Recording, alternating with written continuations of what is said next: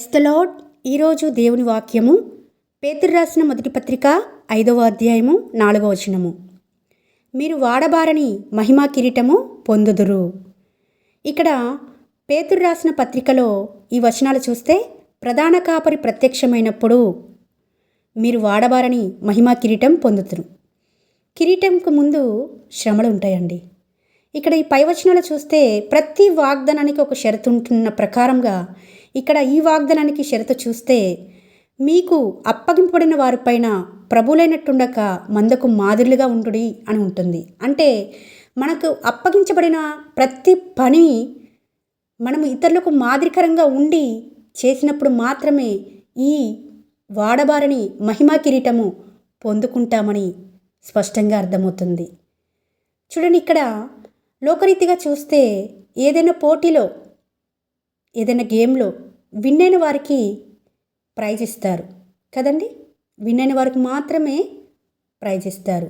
అయితే ఇక్కడ పరలోక రాజ్యంలో కూడా మనము ఈ భూమి మీద ఆయన కొరకు జీవించిన జీవన విధానాన్ని బట్టి ఆయన కొరకు మనల్ని మనం తగ్గించుకొని అనేక ఆత్మలను దేవుని కొరకు సంపాదించిన దాన్ని బట్టి సత్ప్రవర్తన కలిగి అనేకులను దేవుని యొద్దకు నడిపించిన దాన్ని బట్టి మనకు కూడా కొన్ని కిరీటాలు దేవుడు సిద్ధపరిచి ఉన్నాడు. జీతం మాత్రమే కాదండి, కొన్ని కిరీటాలను దేవుడే సిద్ధపరిచి ఉన్నాడు. బైబిల్ గ్రంథంలో అనేకమైన కిరీటాలు ఉన్నాయి. అక్షయ కిరీటము, నీతి కిరీటము, జీవ కిరీటము, మరి అదేవిధంగా వాడబారని మహిమా కిరీటము, ఇలా కొన్ని కిరీటాలు ఉన్నాయి. ఆ కిరీటాలను ఇవ్వడానికి దేవుడు సిద్ధపడుతూ ఉంటుండగా మరి శ్రమలకు తాళలేక మనం పడిపోతూ ఇతరులు నడిపించవలసిన మనమే వారికి మాదిరికరంగా ఉండకుండా తప్పిపోతూ ఉంటే ఈ కిరీటాలు మనం పొందుకోగలుగుతామా? ఒక్కసారి ఆలోచిద్దాము. మనకు వస్తున్న శ్రమలను, శోధలను, బాధలను, వేదనను వీటినే తలుచుకుంటూ దేవుడు పిలిచిన పిలుపును పక్కన పెట్టి మనము ఒకవేళ నిర్లక్ష్య వైఖరితో మన ఇష్టానుసారంగా జీవించినట్లయితే ఈ కిరీటాలను మనం కోల్పోతాం కదండి. కాబట్టి ఈ రోజున ఈ వాక్యం ద్వారా దేవుడు మనతో స్పష్టంగా మాట్లాడుతున్నాడు. నీకు వాడబారని మహిమా కిరీటం ఇస్తాను. వాడబారని అంటే ఎప్పటికీ చెక్కు చెదరని ఆ మహిమా కిరీటము నీకు ఇస్తాను.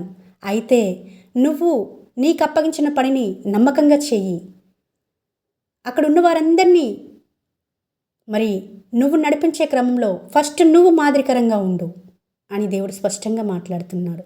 ఈ రోజున ఈ వాక్యం వింటున్న ప్రతి ఒక్కరికి ఈ వాడబారని మహిమ కిరీటము దేవుడు ఇవ్వాలని కోరుకుంటుండగా మరి దేవునికి ఇష్టపూర్వకంగా మనల్ని మనం సమర్పించుకొని ఆయన కొరకు బ్రతికే వారంగా ఆయన కొరకే జీవించేవారిగా ఉండాలని ప్రభుపేట మనవి చేసుకుంటూ మీ సహోదరి ఎలిజబెత్ రాణి.